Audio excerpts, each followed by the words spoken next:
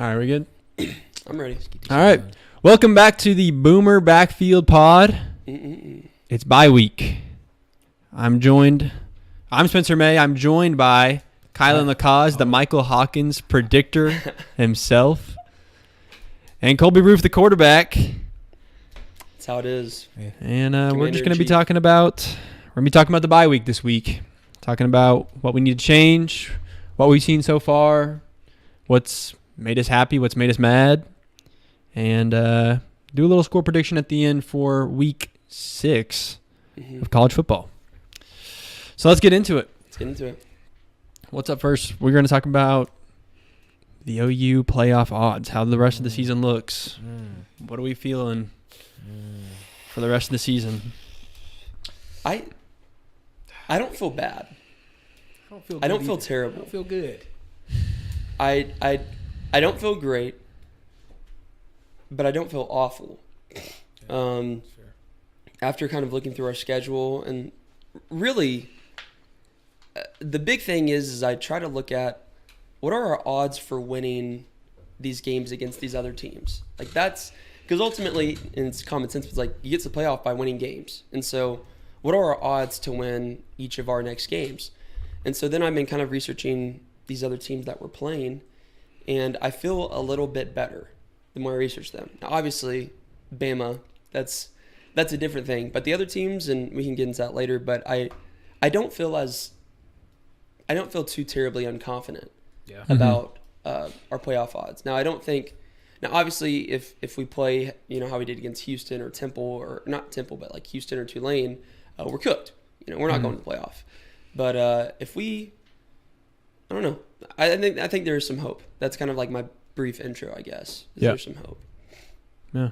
I mean, I just feel like for us, we almost have to be perfect because, we're saying probably 3 SEC teams will make it into the playoffs, 3 to 4. Obviously, you have to automatic buy SEC champion. And then you probably sneak in 2 others.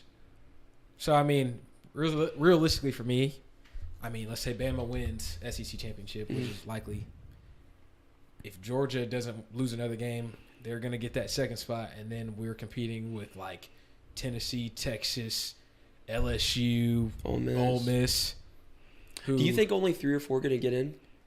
I think 4. You think – 4, if it's 4 – then yeah, but I think also you think it could be more than that or no? I don't think it could be.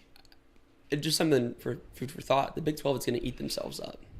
They're going to eat themselves. The Big 12 and the ACC will get 1. So they will absolutely get 1. So then it's going to come down to the Big 10 for. So we'll have 3 Big 10 and the non-power 5. So 9 spots will probably go to the Big 10 and the SEC because the ACC will take 1. The Big 12 will take 1, and a G5 will take 1. I could see Clemson and Miami. That's what this has right here. I don't think it's very likely. I think it's going to be one or the other because if Miami does somehow fall off and Clemson wins that ACC chip, I don't think they make the playoffs in that scenario because Miami falling off would take them losing to, like, somebody bad. Yeah. So, yeah, I think it could be anywhere from 3 to 5.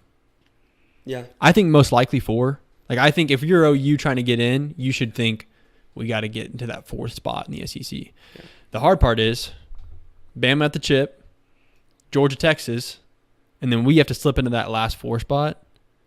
And we're playing against Tennessee, Ole Miss. We already lost to Tennessee, so we have to bank on them losing to Bama and things like that. And I think Mizzou, honestly, because they have such a cupcake schedule. Yeah. They're setting up for them honestly to just slide right. So here's the thing is I looked at Mizzou's schedule. They have nobodies. Their 2 biggest games are us and Bama. Yeah. That's their 2 biggest games. And I was going to say I have more confidence because they almost lost to Boston College. They won 27-21 at home.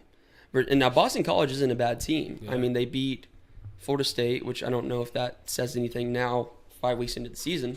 But, they almost lost at home to Boston College. They have a cupcake schedule. They almost lost to Vanderbilt at home. They only won by 3 points. I'm not I'm not riding on the Mizzou wave. And they play at A&M. Here's my opinion on I Mizzou. don't know. They're 9 right now, which means they're just getting in the playoff. If it was right now. Yep. Yeah. They're losing that Alabama game. Oh, they're going to Alabama. Easily. So they're going to drop. Yep. 13, 14, they're already out. Then they play us. I still think we win that game. Yep. Mm-hmm. Then they're at 18.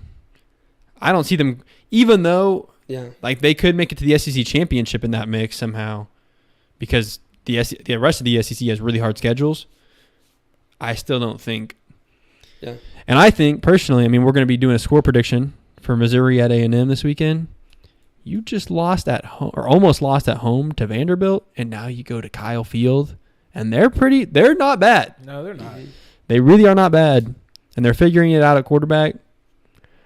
Who knows? So maybe they could be 9-3 and not even make the SEC championship and be out of the discussion completely. Yeah. So, and it's the environment. Mm-hmm. I mean, so yeah. Back to OU.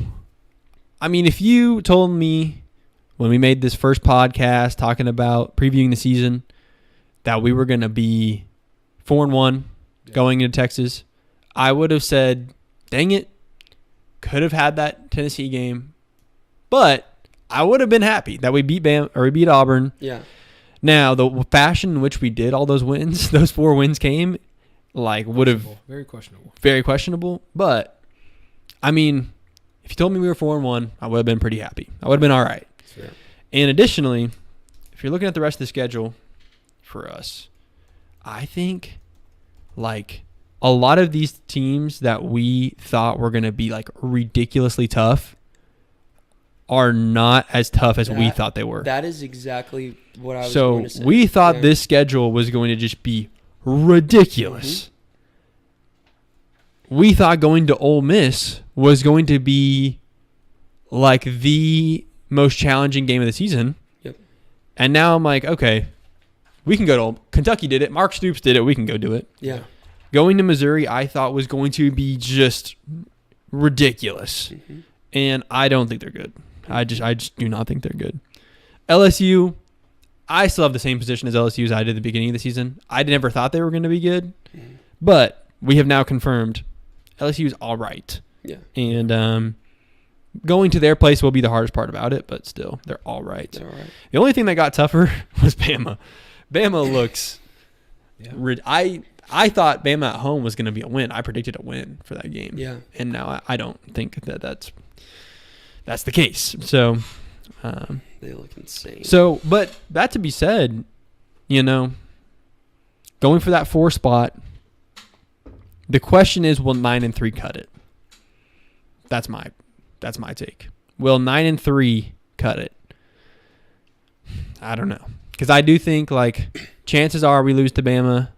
Chances are we lose to Texas or another one of those mixed Ole Miss, somebody like that. And so I think 9-3 is a good guess on this team. Does that cut it? I don't know. I think that comes down to how the other teams in the SEC play. Mm-hmm. I mean, that's what it comes down to is like if our 3 losses, hypothetically, say our 3 losses were Tennessee, Texas, and Bama, it's like, yes, those are amazing losses, but they're still losses, which is unfortunate. But you look at Mizzou, right? Say Mizzou loses to us, Bama, and Carolina. Well, they're gone. Even though they're 9-3 with us, they're gone. They're not in the playoff because they don't have any staple wins. Like a staple win, I think Auburn, even though that they're not ranked or considered a great team, that's a pretty good win on the road at Auburn. And You think? I think so. Well, if we were I think 9-3, the environment is, yeah. If we were 9-3, Ole Miss and LSU would be our staple wins. And that's what I'm saying. We would have. Oh, and that's what I'm saying. That was just one. It's like Ole Miss, LSU. In the case that we're 9-3, we would have 3 really, really good wins at Mizzou, at LSU, and at Ole Miss. Yeah. But so that's why I'm like, I think if we were 9-3, I think with our schedule, we would get in over arguably any other 9-3 SEC team other than maybe like Bama or the problem is with the only issue I have with that, and unfortunately it's the issue that's happening, is that the 3 teams ahead of us are Georgia, Alabama, and Texas, and that's fair and it's right. Yeah. And then the next team that's probably going to be tied with us, Tennessee, and they have The head-to-head. they had the head-to-head. So that's just how it is. I mean, I feel like I hate playing the not the what if game, but like it depends. Like we're putting our fate of making it to the playoffs in the rest of the SEC's hands, which I mean, you kind of have to. Yeah. But then it's like, I don't know if we play like we did versus Auburn, how many other games do we win? I don't know. And the thing is that it honestly comes down to Michael Hawkins can only do so much for us. He can really only do so much, and I think it comes down, honestly, and I hate doing this because I'm like, coaches are like, oh, that's on me. And I'm like, sometimes it's on your players. A lot of times it's on the players because even I can say when I was playing, after, that loss is on me. If I'm up there and I can't throw the ball across the plate or I missed a middle fastball, that's not on him. It's not, I didn't teach him well enough. Nah, I just suck. It's not whatever. So it's honestly on this bye week, I think Texas week, that podcast after will let me know, or that game will let me know exactly if we're back to playoffs or not. If we come out with a whole different mindset of how we're playing offense, or our mindset on offense, I guess, play calling. Because if we do the same thing versus Auburn and rely on defense to hold us, the defense is going to have another game like that. I guarantee it. Yeah. They're going to have another game where it's like, who is this? Like, why do we look like this? Yeah.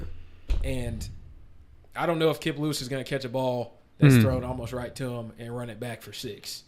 Yeah. We got saved by Kip Lewis that game. Kip Lewis saved us. Yeah. I mean, and that's just not realistic. For every game, somebody's going to save us. One of those games, they're just going to keep pouring it out. And luckily, like Jackson Dart, he might just be like, all right, well, I'm just going to keep going. I'm going to keep shoving it down you guys' throats. Like it's If anything, like Auburn was the team that would make that mistake. Yeah. So we got completely lucky.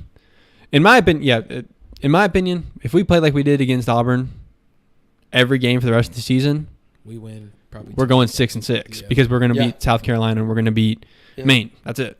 So, and what evidence do we have to say that's not going to happen? Have we seen them play any better than they have against Auburn? No, except for a quality team, Temple. Yeah, but like that's not. Yeah. So, in my opinion, taking my OU glasses off, we're talking about going 9-3 here. If I'm a betting man, 7-5 is looking really, really good, my opinion. But, because I mean, what evidence do you have to tell you that this offense is going to turn it on, and this defense is also going to play every game? Not much. You don't have much evidence for that. So that's why I think our only loss literally has to be. I said our only loss has to be to Bama. I think if we want to solidify ourselves, we are going to make it in regardless. Yeah. It's a 10-2 season with losses to Tennessee and Bama. I don't think nobody leaves us out. Like, I don't think it's physically that's possible. Clear as day. Is Texas good and is it going to be a very challenging game? Absolutely. But we have to win that game. Yeah. Because I think Texas could probably lose that game, and they could probably still squeak in. Mm-hmm. For sure. Because especially if we go 10-2 and that's let's say they beat Georgia. If that's their only loss is us. They're easy. They're getting in. They're going to the SEC chip too. So easy. I just feel like that 9-3, trying that third loss. I feel like if we have 3 losses, it's going to be 4 losses. Like it's not. Ole Miss and somebody else are going to beat us because that will show me. I just think they're on the same Ole Miss and LSU are on the same kind of level. Yeah. So if we lose to one, we're probably going to lose to the other. But I think there's a world where we lose to Texas and Bama and nobody else. Yeah, I agree. Because those two teams are actually elite. Yeah. But I think the world we're in, the real world, is we haven't seen any sign of life from this offense except for Michael Hawkins. But even with Michael Hawkins, the execution on the O-line, the running backs, the wide receivers, the injuries, it's like a quarterback can't come in and make the O-line better. Yeah, sure. He can just improvise. That's all he can really do. So that's the thing is what do we have to base off of? We have nothing to base. We have a really good performance versus Temple Mhm. and a really good defensive performance versus Tennessee. Mhm. And that's all we can base our Yeah. things on. Out of all of those games, though, we don't have a single game where we can say the offense was really good in Mhm. this game. We can say Michael Hawkins was really good in this game, but we cannot say the offense as a whole was good. Mhm. And that's scary Yeah. because we really don't have a single game where we were coherent on both sides of the ball. Yeah. Every game we've played in, it's been one side dominating, and every game that's been the defense, except for Auburn. And even then, the Still defense the bailed us defense, out literally, and won so. us the game. So I don't know. It's kind of scary to think that we don't have anything to. I don't know. Mike Hawkins had 161 yards versus Auburn and no touchdowns. And he played spectacular. He Yeah. played incredible. Yeah. And that's the reason he only has 161 yards and 0 touchdowns. He ball 10 or 15 times. Well, it's because the offense sucks. Yeah. Everybody else sucks. And he had several plays that were Yeah. big breakout plays. Now, They got obviously. called back because of penalties. His QB rating was only a 67.5. Mm-hmm. And I thought he had an amazing game. He had an amazing Higher game. than That Peyton is- Thorns. Peyton huh? Thorns was 65. Mhm. Was it really? Yeah. And he had 338 yards? 338 yards, 3 tutties, and 1 pick. How did he? That's really low. Yeah. That's, But yeah, that's I kind just- of unfair rating for Peyton Thorne. I thought he played really good that game. I just think we have no evidence. And that's why you look at the AP poll, you see us at 19, you see a bunch of one-loss teams ahead of us that lost to like nobodies. Unranked team. And I'm Three. like, I agree. Because if I'm somebody that has no association with OU football, I'm looking at us like, They're not very good. what have we seen? Yeah. We've seen Yeah. a good defense that has been exposed. Let's be honest, it got exposed. Yeah. It's on tape. And an offense that has not even showed up once. Yeah. So I agree with AP poll. It's unfortunate to say that, but I agree with AP poll too. Mhm. Because there's 3 teams ahead of us with unranked losses. That's Utah, Ole Miss, and Notre Dame, right? Notre Dame. They But- beat all of them. I think beat. Then again, I think Yeah. we go head to head. I mean, we look at Utah. We look at Ole Miss. I think we can beat Ole Miss, and I'll get to that later. But I was going to say the exact opposite. I think we lose to all 3 of those teams. well, that's what I'm saying. Is like I think if we were to go head to head right now, at least in the season with what Yeah. we've seen, I think we go 0-3 to those teams. Yeah. So So that's why I'm like, I don't know. that's why I agree with the AP poll. So what should we say? I mean, for playoff predictions, What, percentage-wise? I guess we should, because I want to give like a solidified answer for the viewers, because even though everything that we're saying is common sense, we do need to at least have like a firm, like, this is what we think. So like, what do you guys think for playoff chances right now, given all the information based off Mhm. of what could happen, what we're actually seeing, based off of who we're playing, but based off of what those teams have done so far? Like, what would each of you, I guess, give a percentage for the playoff based off of all of those varying factors coming into play? What do you think? I think less than 5%. I wouldn't because I just think the odds that we beat Bama or Texas very, very low. And then Ole Miss, I still think they showed weakness. They lost to Kentucky. Kentucky's probably better than us. Gee, They that's so sick. They almost beat Georgia. almost beat Georgia. We would not have done that. Yeah. We would not have done that. I think we probably in all fairness, I think here's my point. If I'm looking down the schedule and I'm trying to put a percentage or who's favored in each game, I think Texas is favored. I think Ole Miss should be favored. I still probably think Mizzou should probably be favored because they're home. Alabama should be favored, and LSU at home should probably be favored. And so in that case, it's saying that we should be in the playoff is slim to none. So I think Favored in what? 2. Or two of the last 7 Yes. Carolina So and I Maine. genuinely if we only win the games we're favored in, we're going 6-6. And so in my opinion, predicting that we're going to go 10-2 is less than 5% probably. I mean, I'm right there with you. I think we're probably, I'd say 8% maybe. just because literally all the dominoes have to fall, just, and other teams are going to have to play, like crap, in order for us, or we're going to have to, we're going to have to see a Christmas miracle. A new team. Like Christmas miracle. Like a literal A Christmas miracle. Christmas miracle That's happen awesome.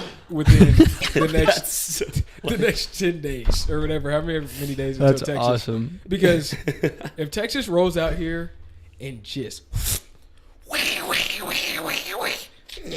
we're toast. Yeah, it's over. We're like, I will know because Texas is good, but that game's always a toss-up. But I'll know if we have any sort because honestly, what it takes to win those games is literally to be a dog.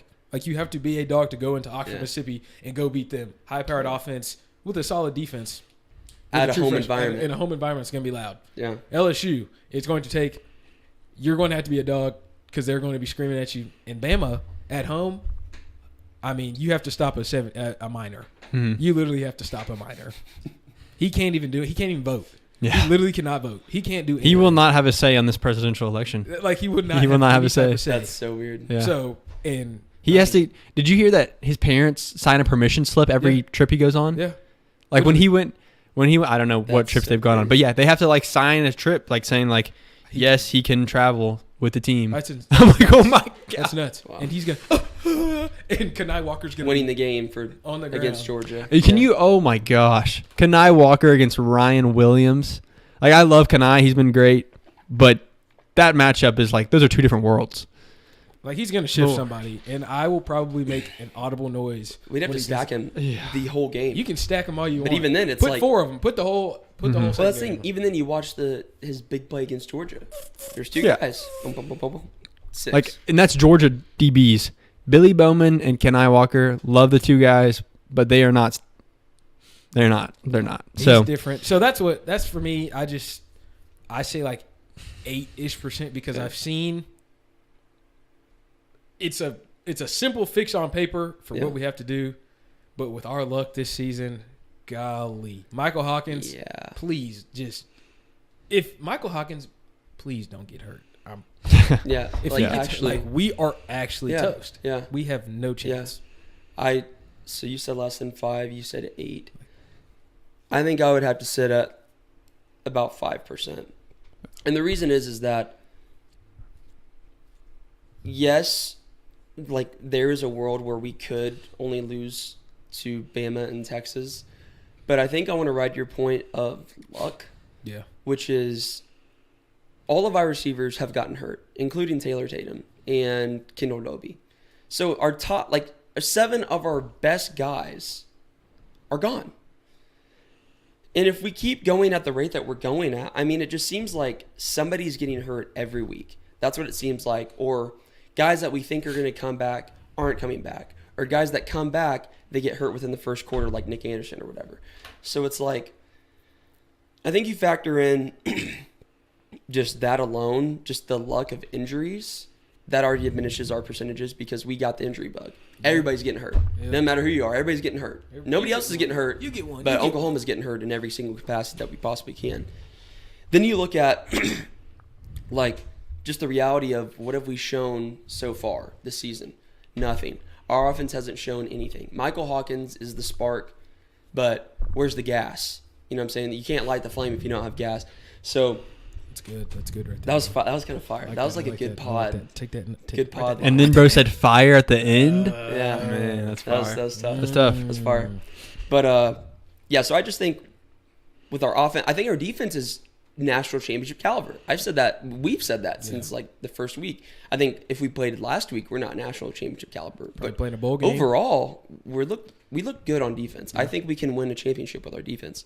But to get to the playoff, we have a path where you have to be near perfect, and the most you can do is lose to Texas and Alabama, and even then, with a 9-3 record, you still might not get in based off of other teams. And with that being the case, do I think we're going to be one loss over the next, 6-7 weeks? I don't think that's possible with what we've seen. Now, I could think hypothetically, if the offense is well, we've been talking about that for like the last 5 weeks. If the offense does this, this, and this, we talked about the O-line since week 1. What's changed? They played a little bit better against Auburn, a little bit. And even then, when they played better, we got penalties that cost us drives, several drives and several big plays. So I think our playoff chances right now are 5%. And I guarantee you if we beat Texas, they're going to shoot up drastically. Yep. But because if we beat Texas, we're going to be a top 12 team. If we beat Texas, I'm going to say that we're winning the national easy. championship. I will be in the group chat saying we are winning the national winning championship. But really, that's just going to be something that I think currently, right now, what we've seen so far, 5% is a good guess. Yeah. If we beat Texas, I think it shoots up drastically. Yeah. But as we do, and all the OU fans out there know this, in typical Sooner fashion, whenever we have a big win, always the very next week or the week after, we lose. It's not even a coach issue. It's we beat Ohio State on the road, we lose the next week to Iowa State with Baker. We beat Texas last year in a huge big game. We barely beat UCF, then we lose to Kansas, then we lose to OSU. And so, I mean, it's been like that since I've been a kid. There's been several wins like that where we've had. So I think if we win this game, the playoff chances are going to shoot up. But can the Sooners break the curse of getting complacent after having a big win and staying focused on the mission? Mm-hmm. And that's not even a coach issue. I know BV, if we beat Texas, he's not going to go in there and just be like, all right, we're chilling out. He's going to be on him probably even harder. Yeah. But it's the players. Are they going to stay focused? Are they going to still have the dog mentality? I don't know. South Carolina is such a trap if we beat Texas.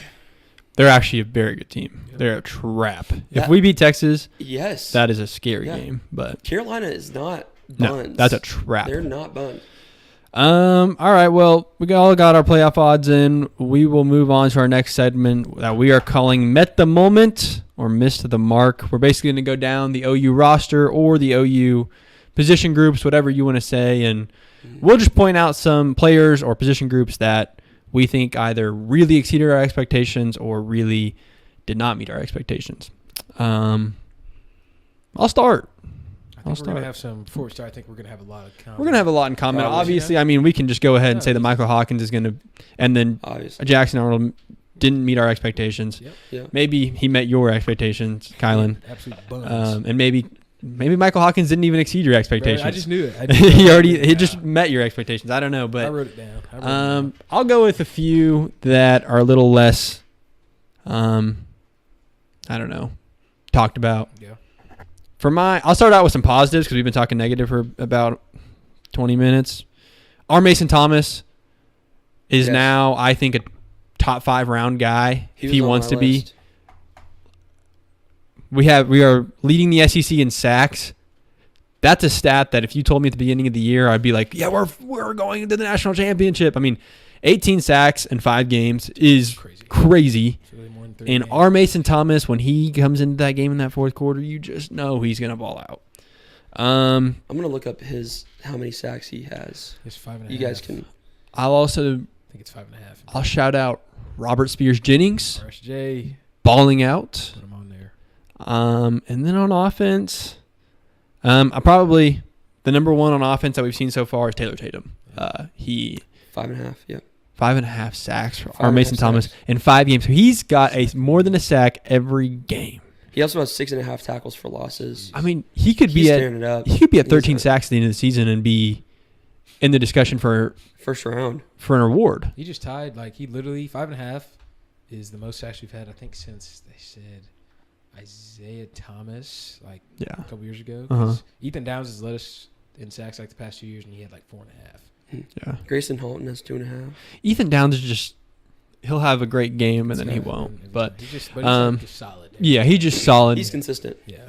I was gonna say he has great games and he doesn't have great games, but that was more last year. This year he's more just the same every game, but it's just all right. But our Mason just playing out of his mind. He just turns loco in that fourth quarter. RSJ, that was one position I was a little scared about at safety because I was like Peyton Bowen, Billy Bowman. It's like these are studs. RSJ and then Hardy. I'm like I don't even know, but both of them, Hardy and RSJ are balling out, and then obviously Taylor Tatum. Yeah. finally a running back starting to stick out. But those would be my met the moment guys. I like that. I mean, I put literally Michael Hawkins, Taylor, Yeah. RSJ. I had Kip. I just think Kip is taking on a. I know you're getting the short end of the stick because we probably already took most of your guys. You've said it except for one name. All of you have said it for one name. I think Kip is just taking on. I saw it last year, or I think a lot of people saw it last year. He has he just flies around wherever the ball's at. Mm-hmm. Kip Lewis is going to be where the ball is at. Yeah. So that's what I wasn't shocked by that, but I'm shocked by now you see more passion. It's he is going berserk and he is losing it. On the sidelines at Auburn, I forgot what happened. They might have scored. I know what you're talking about. And he was not even with the defensive staff. He was sitting on the side, fists clenched, just sitting there just shaking. And I saw him pacing at one he was point. literally pacing. And I was like, yeah, he's a demon. He does that in the locker room too before the games. He's a demon. That is, if you see that guy's going to be a demon. He's going to. He looks like a crackhead. No, literally. In San Francisco. He is. The only reason he doesn't look like a crackhead. Yeah. He acts like a crackhead on the football field. The only reason I don't have Kip awesome. in my met the moment is because that's what I thought he was going to be. That's fair. No, 100%. Preseason, I was like, yeah, Kip Lewis is going to be a freaking dog. 100%. Because he took Jaren's spot. Honestly, straight stole it from him. Yeah. Just because he just knows he fits his run assignments, fits the gaps. Yeah. He just knows where to be. Whenever the ball's there, it's just instinctual. Jeez, Jaren Canick. And then poor guy. Jeez, he hasn't even seen the field. Even literally. Omosigo plays above him. But then last guy, I just put Luke Elzinga. I think. That's a good point. That's a good one. That's he really good has bailed us out so many times when we Yes. stall and we don't make it past our own 20. Just flips the field. Yeah. Boom. And it's we notice it, I think, but a lot of people honestly do not give enough credit to punters. But a good punter, man, that can literally, he has saved us so many times. Because if you changes the game. have a trash punt and they get the ball on the 45 and you got to drive 60 yards, that's cake. So I think, Luke, a round of applause to you. I think you've definitely met the moment for sure. Yeah. You guys said everybody on my list except for one person. I didn't put Luke Elzinga, but that's a really good one. I like he has saved us a lot. There's been several times we've had the ball on the 5-yard line and he punts it to the opposite 40 or 30 with a couple bounces, 20. Yeah. So he's been great. The only guy that you guys didn't say that I've had on my list was Eli Bowen. Oh, yeah. He's one of our better corners, I believe. He's this big. Yeah, I think he's actually one of our better corners. He's shown it. He's played a lot. He's done well. And teams have targeted him, too, because he's younger, but I thought he's done pretty decently. To think that he was at Dengeyer a year ago, it's just crazy. Yeah. Any true freshman that goes out there and balls out, it blows my mind. Yeah. Like Taylor Tatum, it's he did not get on campus till June. That is insane. Yeah. You get on campus in June, and then by the end of August, you're playing against Temple and you're balling out. Yep. Man, there's something impressive about a true freshman balling out. Yeah. I'll add, I didn't even think about special teams. Both Keltner and Schmidt. Yeah. Have we missed a field goal? Keltner missed one. I think we missed one. But other than that, I don't. I think it was a decently hard kick. It was a right hash. Should have been. Was it versus Tennessee? Something like that. I want to say it was verse 2, or honestly, I think it was verse. It's either. I thought it was Tennessee. Tennessee. I don't think he missed one. I might be wrong. I thought it was. I want to say it was Tulane. Or actually, it might have been Houston. The thing is, we've had some pressure kicks, 100%. especially against Auburn and especially against Houston. Keltner has stepped up in the moment, and Schmidt against Auburn stepped up in the moment. Yeah, he did. Did not expect that from Schmidt at all, and I didn't expect it from Keltner. I mean, Keltner's just a happy surprise. Really, it's just oh, sweet, we got a guy. So both of those guys, very pleased with special teams, and I'll go ahead and say it, Doug Deacon. Is that the special teams guy? Yes. So we got him out of San Diego State. Doug Deacon. And I'll tell you, I'll just go ahead and say it. In practice, he is. Oh, he was mic'd up that one time. Yeah, on that video. he gets mic'd up every day. Oh, does he? Every day they give him, 10 minutes for special teams. Thursdays it's 30, but they give him some special teams times. Yeah. Puts that mic on, and he's running around like a mad dog. I'm not gonna.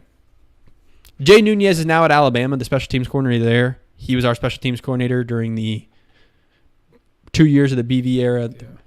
But He was so but he was so unenergetic.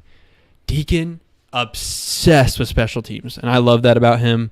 And if you look at everything, special teams has been great so far this year. So I think Deacon deserves a little shout out. He doesn't make the coaches list that we talk about very often. So True. there's a little Deacon shout out. Kickoffs have been great. Punt returns have been great. So no drops. Missed, 1 extra point versus Tennessee, and then he missed a field goal versus Houston. Okay. That's what I thought he missed something against Tennessee. I guess I missed that. All right. Do y'all want to move to missed the mark? Yeah. We'll just throw out the consensus Jackson Arnold. Jackson Arnold. Throw that out. Jackson Arnold. I think maybe I threw out Sawchuk. I put him in there. I put him there. So yeah, those are my two. It's funny you brought up Jaron. I put up Jaron. And I think another obvious one is Woody. Yeah. But did he miss the mark? Because I thought we expected him to be punt. That's Woody. So it's like, did he miss the mark or did he actually... I think he met the moment. Yeah. I think Woody actually met the moment of being bunt. I think, Jackson, super disappointing. I mean, you got a 5-star plus kid coming out, not playing well, not have the great mentality that we need at OU, and that's obviously a huge disappointment. I will have to say position group, Joe John Finley and the tight ends have been god awful, and it's just like, why? Yeah. Why? You have a receiver type tight end in Bauer Sharp, and you have a huge guy in Jake Roberts who's big enough to block and good at catching, and they are hardly in use at all. Tight ends, you get the miss the mark for sure. Running backs in general, except for Taylor Tatum, DeMarco Murray, you missed the mark. Just not playing good at all. And you got 4-star talents playing like 4-star juniors playing like 3-star freshmen. It's ridiculous. Javonte, I will say, more met expectations for me than missed the mark. Yeah. Gavin Sawchuk completely missed the mark. Yeah. Javonte had a good game too. There was some. He showed some signs of improvement, progress. Mm-hmm. He gives me more of like. To me, I feel like the O-line affects him more than like Gavin Sawchuk. I'm like the play calling and everything. Gavin Sawchuk, I'm just like, that's not what we need. Yeah. Javonte, I look at him and I'm like, man, if we could get some bigger holes for him, I bet you he would be pretty solid. Yeah. He would not like suck at Alabama. Like he would fill the game. And then the O-line just sucks. I think part of it is a little bit of injuries, having to move people around constantly. The first 3 games, we saw like 5 different starting O-lines or like 5 different O-lines go out there, which is terrible because it's like the number one thing you need there is communication and chemistry. And consistency. Mm-hmm. Yeah. But like when you move, this guy from left guard to right guard and then put this guy in at center and this guy's hurt, it's like the chemistry it's gone. So that's my offensive side of the ball for miss the mark. For me, I put Joe John. I put Seth and Joe John as my first people. Because together, you guys are absolutely terrible. Horrific. I could go on and on. We have gone on and on. It's just, it's Oklahoma. Mm-hmm. I didn't expect us to be vintage 2017, 2018 offense. Yeah. I don't think anyone in the country did because we don't have Lincoln Riley calling plays and we don't have Baker Mayfield, Kylan Murray, CeeDee Lamb, all these guys. But boy, I didn't expect, literal peewee football. Like it literally looks like a bunch of 8-year-olds running out there. Mm-hmm. I also put Joe John again and tight ends blocking. Mm-hmm. I personally don't think, and I know a lot of people are going to get mad that I'm going to say this, but if the Lord would have let me be 6'5", let me tell you, I would be, because I just don't think it's that hard to put your body on someone else and just cause a little disruption. Mm-hmm. Just this much disruption. But I've watched Bauer Sharp. just run right by him. You're kind of big. I don't want to get hurt. Yep. So and I think if the Lord would have let me, I'm not even gonna get into that because man. But I just think it's so ridiculous, and we should have seen it coming. Bauer Sharp is from southeastern Louisiana. Yeah. And we thought, bro, it was just going to. And he put up solid numbers. But it's Southeastern Louisiana. And I'm guilty. I was like, I watched this when he was mic'd up, and I was like, whoa, this dude's a dog. And he's buns. He's literal buns. And then I know I look like there's a stat that he's almost put up the same amount of production as last year in 5 games. And they're comparing him to Austin Stogner, who is, guess what? Ding, ding, ding, ding, ding. Buns. Is he selling cars? Probably. What's that? Health insurance. I don't know what he's doing. I'll try to find out. Yeah, I didn't mean to cook bro like that. Find out what My he's bad, doing. dog. I didn't mean to Look cook at his you like LinkedIn. that, dude. I bet he has something on LinkedIn. Oh, he's Atlanta Falcons? Dude. No way. There's no shot. Because Kyle, there's no Practice shot. squad. I Gotta guarantee. be. Well, he's probably cut. There's no But way. still, it's just, I didn't mean to cook you like that, dog. I think that there should be a lot more production with 2 viable tight ends. They have 2 different skill sets. Bauer Sharp is more of a receiving tight end. And he has good production, but don't put him out there to block. Mm-hmm. If you're going to line him up outside and be like, here, go run a route. If that's what you can do, and just put Jake Roberts on the line. And Jake Roberts, he can't block either. So you got 2 guys that are pretty much, I don't want to say good for nothing, but and sometimes they look like they're good for nothing. Well, that is what's so frustrating is because Bauer Sharp, like you look at his body and his athleticism, 6'5", and he's like 250. He would be so good if he had like basic like fundamentals and was coached. Well, you look at Jake Roberts, he's huge. Mm-hmm. He could block. He can make run plays more explosive by blocking those outside guys, but he doesn't. Bauer Sharp isn't making big plays, and that's what I think is so frustrating is you got these guys who really could make a big difference. Yeah. Just based off of their size and skill alone, but they're not. Yep. Mm-hmm. And that goes back to the coaching. It goes back it's to literally the a coaching issue. Because when you have guys that are 6'5", 6'6", 250, Bauer Sharp shredded is a catching machine, or could be. Jake Roberts could be a blocking machine. He's huge, and they're not. That's not on the players to an extent. A coach's It's on the job coaching. is to get a guy with potential and bring that potential and actually make it come out on the field. Yep. And that's exactly what's not happening at tight end. Yeah. Stogner, undrafted free agent, signed on April 28th, waived on the 25th of August. So who knows what he's actually doing out there, but old Stog, that's a case of Joe John Finley. That's not even Stog's fault. That's what I'm saying. That's He a case was of great Joe before he John left. Finley. Joe John, that's your fault. I'm going to add one more miss the mark. Brendan Thompson was a big miss the mark for me because it's like, and to give him his fair right here, he was wide receiver 6, and now he's wide receiver 1, and there is nothing right about that. I mean, like that's just unfair to him. It's fair. But at the same time, just like, dang, man. I mean, dang. Yeah. Those first few games, it was like he had to have more drops than he had catches. It was bad. That's what it felt like. Yeah.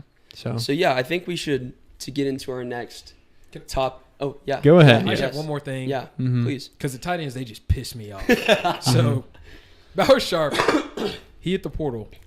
Let me read you guys his stats. Okay. Southeast Louisiana. Oh yeah. Yeah. That's. Yeah. He had 25 carries and 133 rushing yards and 5 touchdowns. So he's a running back. I guess probably pretty much they lined him with like fullback or something, and then he was running. Probably put him in motion, Literally, hand the ball yeah. off to him. Yeah. His receiving statistics.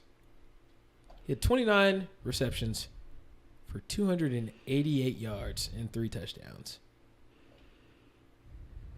And we said, Is that man, 10 yards per reception? it's 9.9. That's solid. That's solid. That's great. But I feel like there could have been somebody because that's at the FC. What was his schedule? I just want to see his schedule last year. Who did they play? Who is this? Southeast Bauer Louisiana. Sharp. Bauer.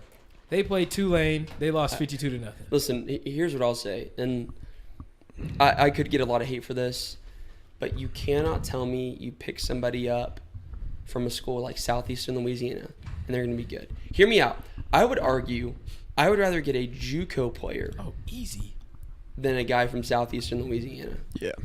And that's where it's like you can be big, you could be a dog on Twitter, but if you're a dog, why are you going to Southeastern Louisiana High School? If you're a dog, go to a good JUCO Yeah. and then go to OU. Like Hollywood Brown. He came from a JUCO in Florida, and he was a dog, but he was from a JUCO. He wasn't from southeastern Louisiana. So that's like my thing is those lower tier FCS schools. Yeah. I don't care who you are, what stats you put up. I don't think you're going to be a dog if you're coming out of a lower tier. Now, if you're coming out of like a North Dakota State or like a what's another big one? South Dakota State. Yeah, or like even Montana. Montana State. If you're coming out of those schools, you're probably a dog, you know. But Southeastern, Bro had one offer out of high school, and it was Southeastern. God. so it's like, yeah, are you really a dog? So let's talk about the biggest person that missed the mark. The biggest mark missed was that quarterback, for sure. Yeah. Really rough outing for Jackson, especially in that Tennessee game, making huge mistakes. Michael Hawkins has played really well since then, at least as best as he can. And that only leads us to one thing. Well, can I say something real quick before you get into that? Mm-hmm.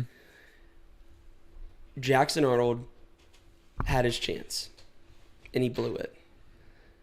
Michael Hawkins had his opportunity, and he flew into the end zone twice. Mm-hmm. Michael's our quarterback. Yeah. He's shown it clearly. Mm-hmm. But that being said, I'll let you get in. I'll let you finish. Jackson Arnold is now the QB2 here, and He might be QB3. he will be. He's stuck there. There's no really climbing back unless a lot of bad things happen. And so that leads us to the transfer portal opening in bowl season up in December. And where's he going to go? Because as bad as he played for us, he's a 5-star with a great arm talent. Yes. He has great legs. He can run pretty quick. He can move. And he's a pro-style guy that a lot of teams would like. And so I'm sure there are plenty of QB coaches and head coaches and offensive coordinators out there that are delighted that he has played this bad because they're like, he's our next quarterback. Yep. Yeah. And his phone is going to be ringing when it comes December, and he puts his name in there. So, do y'all want to go around the table and predict where he may go? And you can give one prediction, but also maybe some possibilities. You can throw some possibilities in there. Okay. First of all, Jackson, I mean, we really should have known, and I think we're all guilty of it. The Arizona game, we said, "Oh, he's a freshman. Come on, he's not bad. It's just, I mean, it's too tough." Put him into a bowl game. He's never started, and I haven't seen any improvement. That's him. That's literally Jackson That was Arnold. him. That was literally bro. Nico was Yeah. also in that situation And, too know, last He year. went crazy. I just think, like, there's a difference between going in as a freshman and throwing a couple picks and also, like, just not being able to move the ball down the field versus, like, how many picks did he have? We had 6 interceptions or 6 turnovers. Oh, Or he had 6 turnovers that 5 game? or 6 or something like We that. we as a team had 6 I turnovers. think somebody fumbled, like maybe a fumble or two. Yeah. And then he I know Jaleel fumbled. That's right. He always But- did at the end of that But season. there's like you Bro just was throwing we- stupid picks, yes, though. that was the thing is Looking it was back. like it's not there, and if it's not there, it's not there. We probably should have seen like he doesn't have the it factor, but yeah, I mean it's just how it is. But I mean, yeah, we probably should have seen it, but we didn't. And then I'm not gonna say he's the reason we lost the Tennessee game, but I mean he played a valuable part in why we lost the Tennessee game. So for me, I wish bro the best, and I think he honestly has like a very fair opportunity to be good Mm-hmm. if he gets the right guy. Yeah. But he might end up selling cars. He might end up selling cars. He really might, because if you can't play for Tennessee, how are you gonna play in the NFL, bro? No. Like Yeah, you're I- actually getting like Well, and the a family. Yeah. he is a pro style quarterback, You're but at the not same wrong. time, the NFL, the best quarterbacks read. They are geniuses. They make the best quarterback in Like, the NFL. yeah. I mean, maybe not this year, but collectively we can all agree is Patty Mahomes. Mm-hmm. And what is he? Bro, it's just a playmaker. Mm-hmm. He's a playmaker. And it seems like all the passes he makes, the guys are butt booty naked. Yes. Wide open. Wide because open. he's reading. he's reading really well. defenses. Yeah. Bruce- And they don't make mistakes. NFL quarterbacks that are good, if you look at like NFL like interceptions, they are slim to none. I didn't realize that, but like when a quarterback in the NFL throws a pick, they get what if they throw one pick, they're like slandered Yeah. if they lose the game. And if you throw two, your job's on. I mean, like they are. Yeah. Interceptions are very, very rare because Jared the quarterbacks are Literally dogs. Went 18 for 18. Yeah. Mhm. Set a Perfect. record. Perfect. Yeah. Mm-hmm. I've never seen anybody do that ever in my time. I think it was a record or Yeah, something. like, Like, I it think- was yeah. historical that Mm-hmm. I don't know. It might be That- for like 10 plus passes. It might have been Just- never yeah. been done before. Yeah. Yeah. But, But- I don't know. Anyway, yeah. I don't know who it's going to take. I think he honestly needs someone who played the quarterback position in college who was good, or is just a QB genius. I mean, Lincoln or something, but I don't think he's going to USC. He won't But- go to USC. My pick, I think, I don't know if he has that dog, but I want to say he does because I would want to get my vengeance, my get back, as some of the youth would call it, on OU. Because I lost my job, and I want to say, hey, like, y'all are going to miss out on this. So, as much as I hate this school and I hate to say it, I think bro's going to Missouri, to the Miz. Caden Green already left. Mizzou's got money to throw at him. Yeah. Brady Cook's leaving. They have like 9 QBs on the roster, but like 4 of them are either grads or seniors. Yeah. And then there's Or a suck. freshman, or there's a freshman. There's a redshirt sophomore who's been Right. in college for 3 years at this point, and he sucks too. So I think Jackson could probably go fit that offense. I think him and Brady Cook are similar in their play style. So, I think he's going to Miz. Okay. I wrote down a few schools based off of just like who they have on their roster, what their current quarterback situation is, what it looks like for the future. And I was really struggling between 3 different schools to pick from. So I'll list those. It was Notre Dame, Mississippi State, and this might be an outlier, but Washington. Those are like the 3 that I was really struggling to pick between. But if I had to make a firm decision, I think he's going to go to Mississippi State. I think he goes back and reunites with Jeff Lebby. I don't know what Mississippi State's got going on at quarterback. And if I don't know what's going on, that means it's probably nothing special. So I would assume that he goes back to somewhere familiar territory. He got recruited by Jeff Lebby. He picked OU out of, I guess, 25 other lower tier schools because I didn't know that. I thought he had offers to go everywhere. But I don't know. I think in terms of where he would best fit, I mean, he went to a Lebby offense out of high school. It would still be in the SEC. So for his draft stock sake, he'd be playing good teams. And if he has good showings, it'll help his draft stock. And yeah, I don't know. I really liked Notre Dame. That was like a really big one for me. The reason I didn't pick it is because I believe, and we talked about this before the pod, I think Jackson's a homebody. I don't think he wants to steer too far, and that's also a reason why I didn't pick Washington, is because I don't think he wants to get too far away from home. I think he kind of likes the closeness. Yeah. And so I really wanted to pick Notre Dame. That's actually like the number 1 school that I wanted to pick. But I just think that's too far for him. So, yeah, Mississippi State. Yeah, I think, I'll comment on Mississippi State real quick. Jeff Lebby, we owe you an apology. Golly. Yes, we do. If you look at the past 2 years' offense compared to now, the drop-off when he left, look at the offensive drop-off, literally the game after he left, the Arizona game. You could blame it on Arnold, but, I mean, golly, it has gotten horrendous since Lebby left. But anyways, Mississippi State. Oh, man. The only thing that I have against Mississippi State for him going there is that they suck. They are bad. 1-4, and they don't even have like the hardest schedule in the world, and they're 1-4. Bad. And I think if Jackson would play there, he'd get coached decently there. But the problem is, it's like you're not going to the league out of Mississippi State unless you are Dak Prescott. I mean, but like I don't think he's Dak Prescott. Like college Dak Prescott. Yeah. No way he's that. I mean, that kind of a dog. So, at least we don't think so. So, and then Missouri, I like Missouri too. Close, money.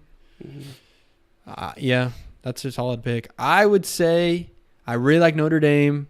Yeah. He would get a spot there. I really like Florida State, but that's too far. Yeah. I think I think he's a pipeline guy. He is the kind of guy to like be really affected and swayed by closeness to home. I mean, I could be at the Denton High School by 3:00. Yeah. So he's close. So I had to narrow it down to A&M, LSU, Mississippi State, Missouri. You know, I threw Baylor and TCU in there because they're close, but it's like I don't think that would be a spot for him. So I have to go with A&M. Hope, you have potential for that program to turn around under Mike Elko, great coach there. Yeah. He made a good quarterback out of Duke. We'll see what's his name? Marcel Reed. Yeah. That will have a heavy effect on this. Just Michael Hawkins. Yeah. Again. God, that would be ridiculous. But also, it's close to home, and it's a starting spot that he could excel in, and it is money. It is money. Crazy money. So, who knows? But that would probably be my number one pick right now. Mm. Other than maybe Missouri and Mississippi State. That would be my top three for sure. Missouri, Texas A&M, and Mississippi State. I like the A&M pick just because I think they have a lot to offer. Mm-hmm. But just watching Marcel Yeah, that's the Reed, problem, yeah. He's literally just – that's the thing. I think every day of the week he's going to get beat out by a mobile QB because – or a dual threat QB is going to be – he's not good enough at being – I wouldn't even call him like completely pro style because he can run a little bit. Like he can get loose. But if I got a guy that can run, maybe not throw as well, but can absolutely burn. And I saw Marcel Reed make the Florida defense look ridiculous in his first start. Like had the announcers, there's literally a clip in the announcer, he hits like this, like just puts his foot in the ground and just stops. And the announcer's like, Like I was like, dude, I've never heard an announcer be like, The thing about Jackson is like he should beat out a dual threat with his ability to read the RPO, make the deep bomb passes, and all that, and be a field general. Yeah. But he's not. He doesn't. I mean, that's what he is, but he doesn't excel in it. Exactly. And so a decent dual threat is going to beat a bad field general every day. Yeah. So, yeah, Yeah. got a point there. All right. All right. Sorry, Jackson, but Yeah. good luck at your next school. We wish you the best. All right. We're going to move on to one of our last segments, at least talking about OU. Yeah. We can work through What it. do we need to work on to beat Texas? We have 2 weeks to prepare, and after that, it becomes mayhem. It's Texas, and then it's South Carolina, and then it's Ole Miss, and then it's a 3-game gauntlet. If you're a coach, what are you putting out there? What are you doing? My first thing that I wrote down, recover. That's literally the first thing I wrote down for what do we need to do this week.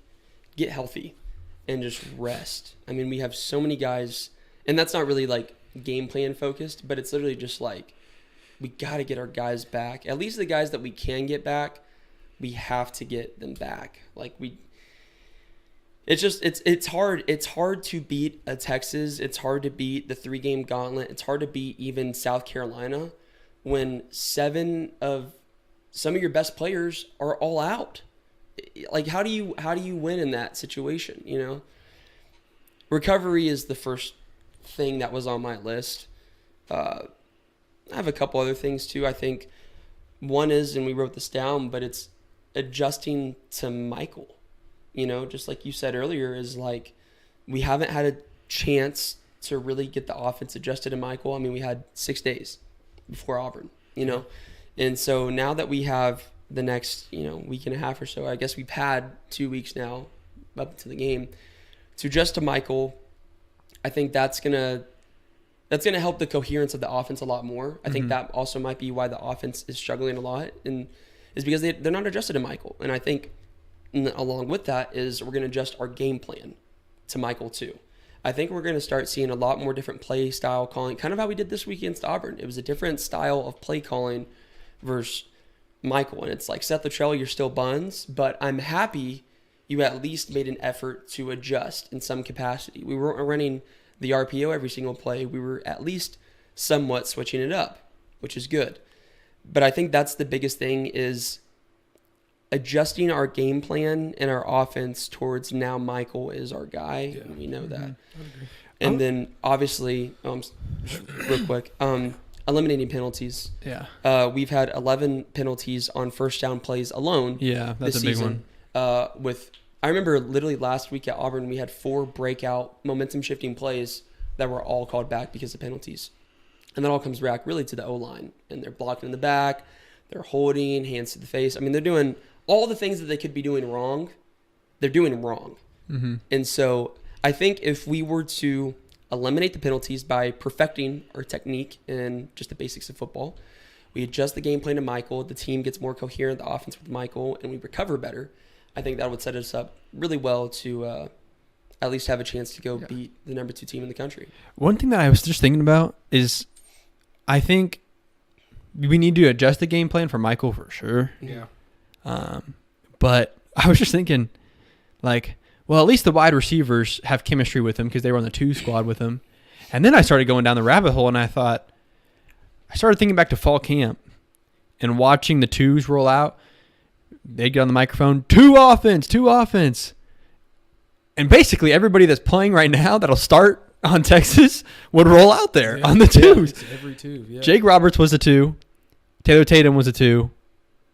Then we had guys that would be a starter right now that are hurt that were on the 2s. Mhm. So I mean we're on the 3s, unfortunately. Reagans and Kearney are 3s. But yeah, I mean, like, Hawkins has played with Roberts, probably half the O-line, if not more, were 2s. And so it's like Brendan Thompson was a 2. Jaquez was a 2, and then Kearney/Reagans, they were the 3. So, but just crazy to think that we're running the 2 offense out there. Yeah. Like, that's insane. And obviously Hawkins is no longer the 2, and Tatum is no longer the 2. But everybody else is the 2. But everybody else out there is the 2. Yeah. Which is just, jeez. I mean, if you told me in fall camp that that's the offense, when they roll the 2 out, that's the offense we have to put out there, I'd be like, God, that's not good. Anyways.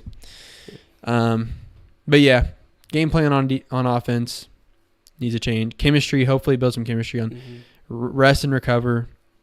I think defense just got to lock back in. Just lock back in. I think BV needs to maybe spend a day or 2 with them again and get them back and right. And just the biggest thing that I worry about with this defense, who are we prepping for? Are we prepping for Quinn or are we prepping for Arch? And I know that that's like, to most people, that's not a big deal. BV he's a scout. He is a freaking scout. And so if we think Arch Manning is rolling out there and then Friday before Texas it's Quinn, or if it's the opposite, it hurts a lot. I think that was a problem with Auburn. Yeah, we thought it was going to be the other guy, yeah. and it was the other guy. And it's like, oh, we just prepped all week for this guy's style. Yeah. And let me tell you, I see it, that they prep exactly for a quarterback style. So hopefully, I don't know. Has there been any news on that? I want to say Quinn is coming back. Yeah. I think everybody's talked about he will be back. Because it was like up in the air for that Mississippi State game. Mm-hmm. So, I mean, you give him another bye week and then another week. Let's see. Yeah. He should be fine, I think. Let's see.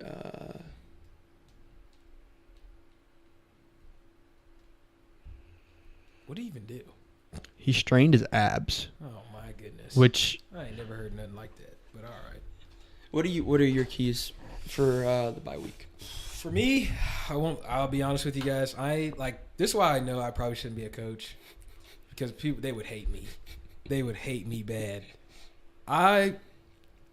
Not punishment, but if I'm literally, That's the first one. and if I'm being so serious, I would say, Todd Bates, Todd and Miguel Chavis, give me R. Mason and give me Dominic Williams. And I'm lining Jake Roberts and Bauer Sharp up on the other side. And I'm saying, go block him. I want you to go put him on the turf.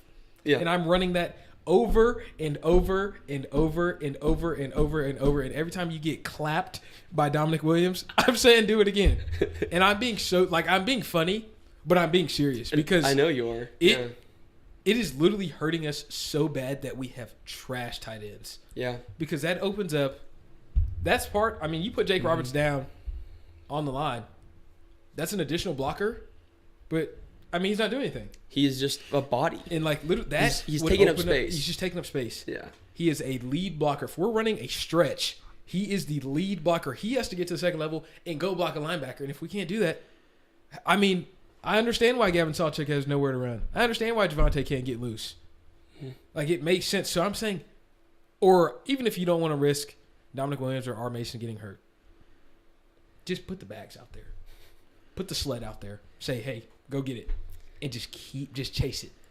Do you remember that play at Auburn when he just ran right by the guy? I mean, ran smooth. You know what I'm talking about? And they showed us the replay on the screen. And I said, what are you doing? Yeah. Like, it didn't make logical sense to me. You can't tell me you missed him. Oh, I just didn't see him. How did you not see him? Yeah. He's huge. Right in front of you. So that's, I mean, honestly, obviously there's a better way to go about that. I wouldn't just make him whatever, but I probably would actually. Is there a better way? But literally, it would just be reps. I think for this whole week, it would be, I would have a poll. How do you feel every morning? And I would be like, what's hurting? What's whatever? It's something. Are you 100%? If you're not 90% plus, don't go full speed. Yeah. Don't go full speed because I don't want to risk. If we have one more injury, like that is like it's actually 7-5. Like it's, one more. We're an injury away from 6-6. We're Michael Hawkins getting hurt away from honestly probably not winning. Maybe we'll probably win one game. We're going to the Texas Bowl. Like we probably might even make a bowl. By the way, we're projected to go to the Texas Bowl versus UCF in Houston. Like just golly. I don't even want to go to that bowl. I would be like, I wouldn't even. I'd watch it from home. If I were you guys, I'm not traveling to that. No, absolutely not. Yeah. But I just think that is a huge key. And then, like you said, getting healthy. Mm-hmm. If you're not 100, ready to go, don't even risk it. If your big toe is hurting, or you think you have turf toe, hey man, just hop on one foot on the other leg. Don't just sit out. Because I mean, obviously, I'm rusty. But that next week is going to be cranked up to the max. Yeah. And it's going to be like that from the coaches, but also from a player's perspective. Yep. You're going to be thinking like, hey, this is Texas. We have to lock in. Texas is coming. We're coming. Like, it's going to be a bloodbath. Mm-hmm. Things are going to get ugly. So I would just try to get healthy. And then the tight ends, man, y'all, get on that bag. Do you want to know what I want to see in the bye week? What do you want to see?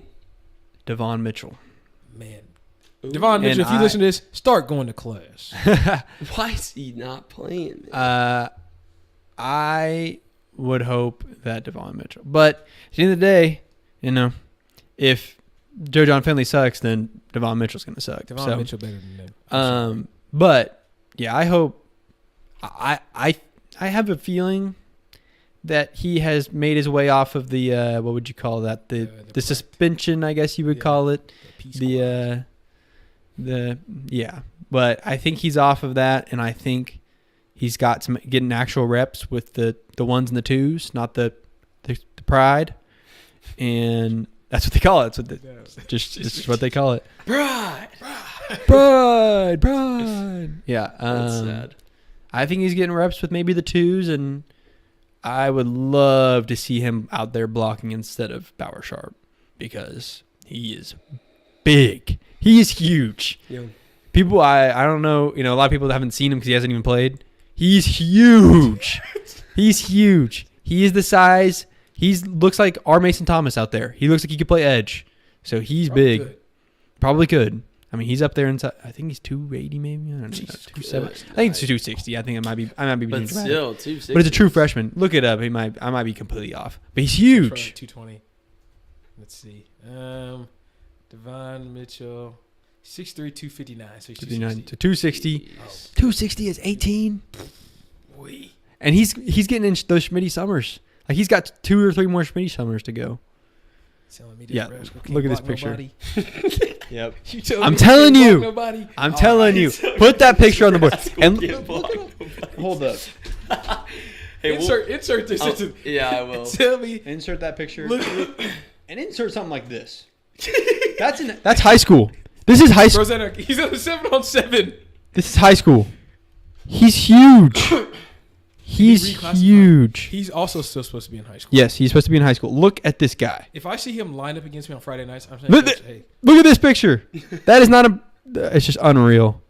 He's huge. I think we need to put him out there. Give him a shot. He's big. Let him play. Why not?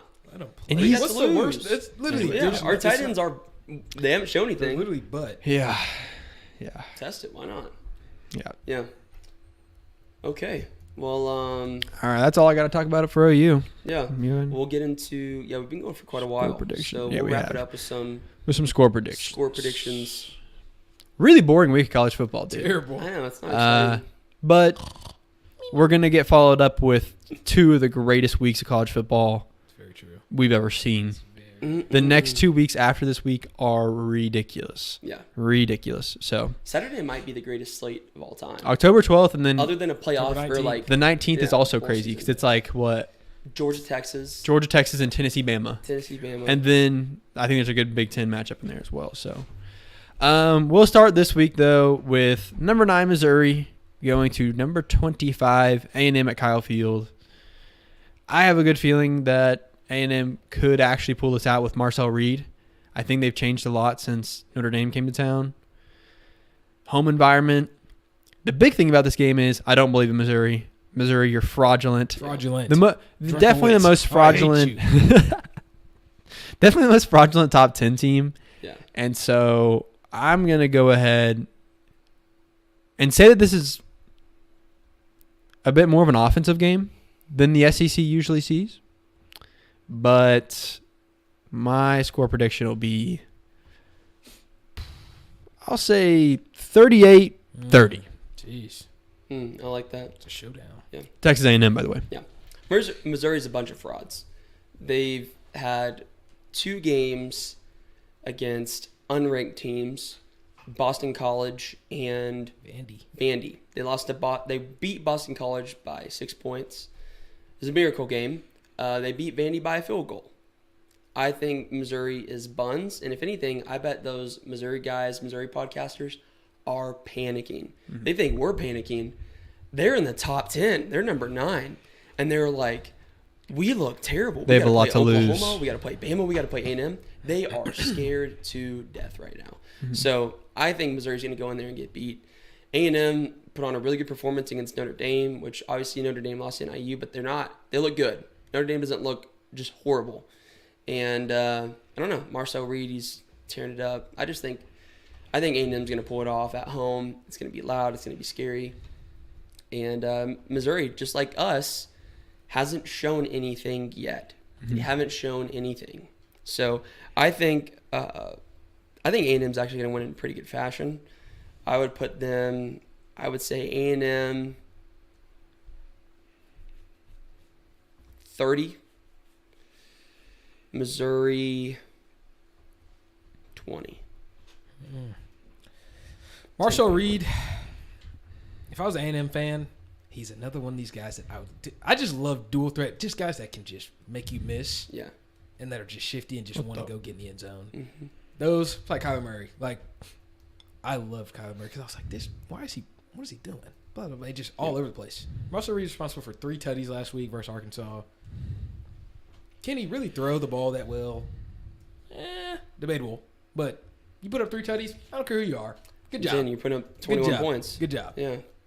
So, in Missouri, they've already said it. I mean, Eli Drinkwitz, God, I cannot see. Dude, he is a goober. He's a nerd. Did you see him we talked about that in like our first podcast. He straddled. Yes. When they got Another man It was was- standing up, and he It's was Nawanari Williams. Yeah. standing up, straddling him.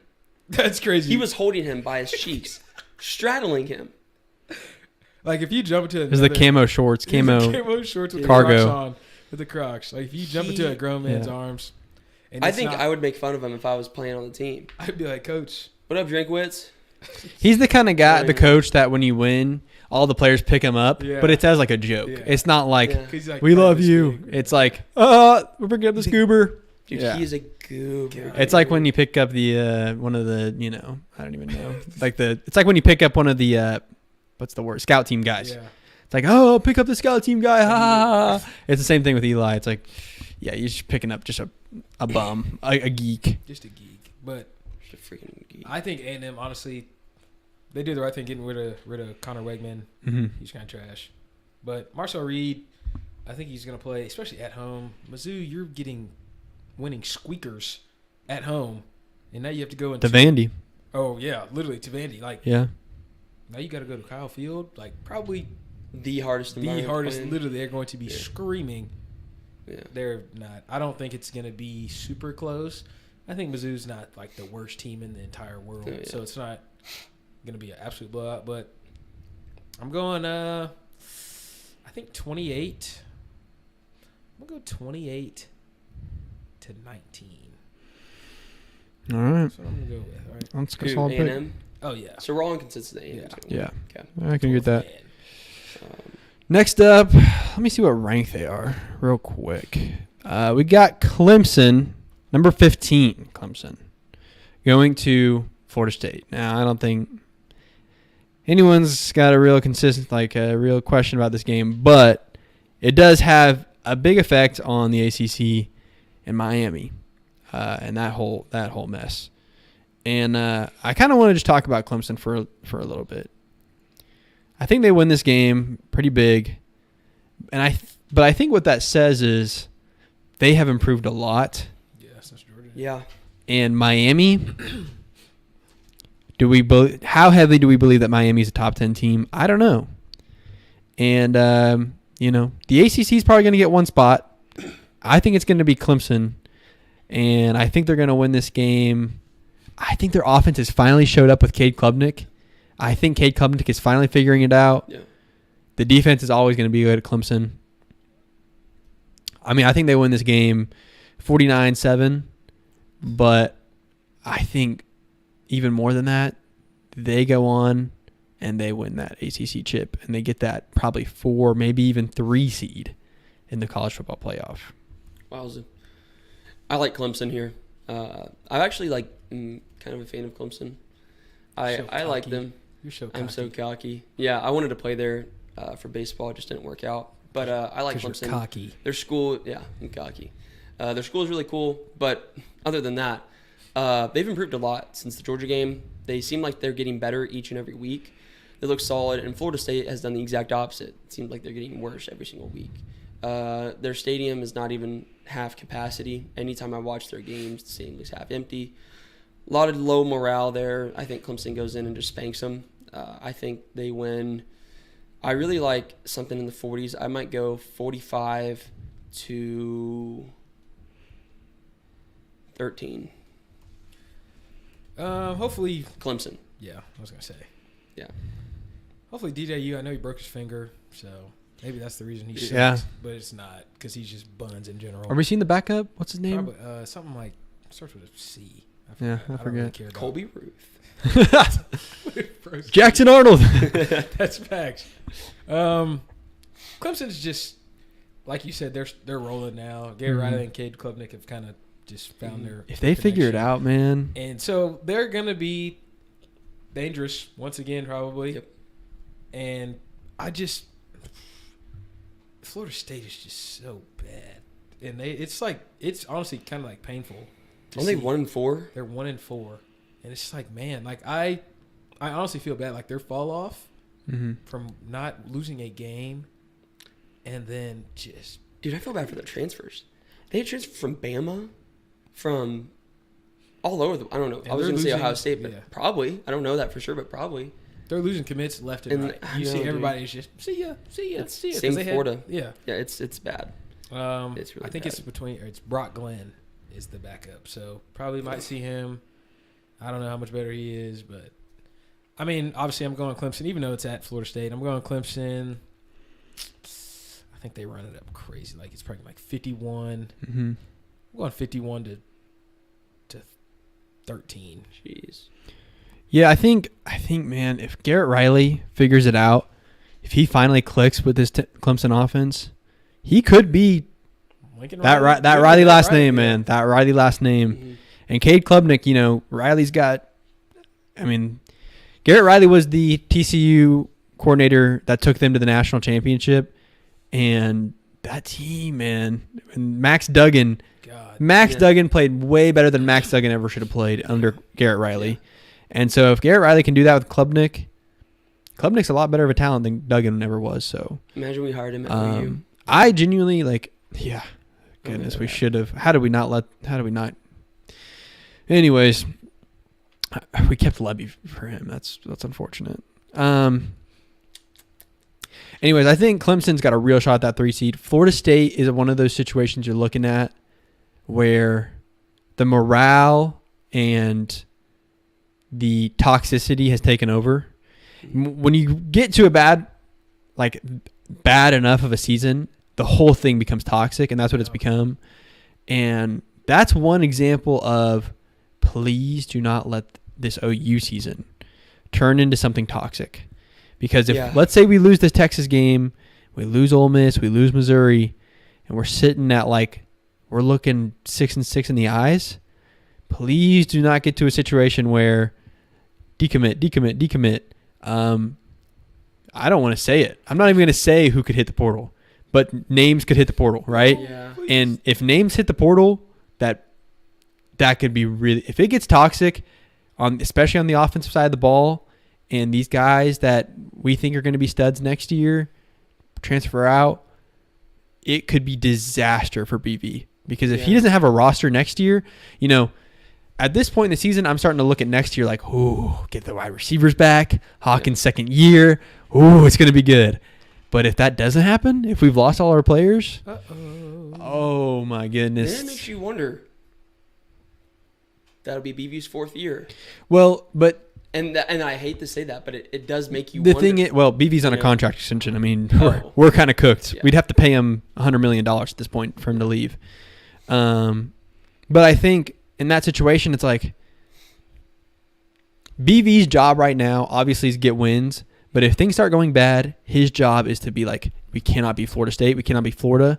Yeah. We cannot have a toxic locker room. Yeah, it's fair. Because I need Taylor Tatum to come back. I need Mike Hawkins to come back. I need Deion Burks to stay another year.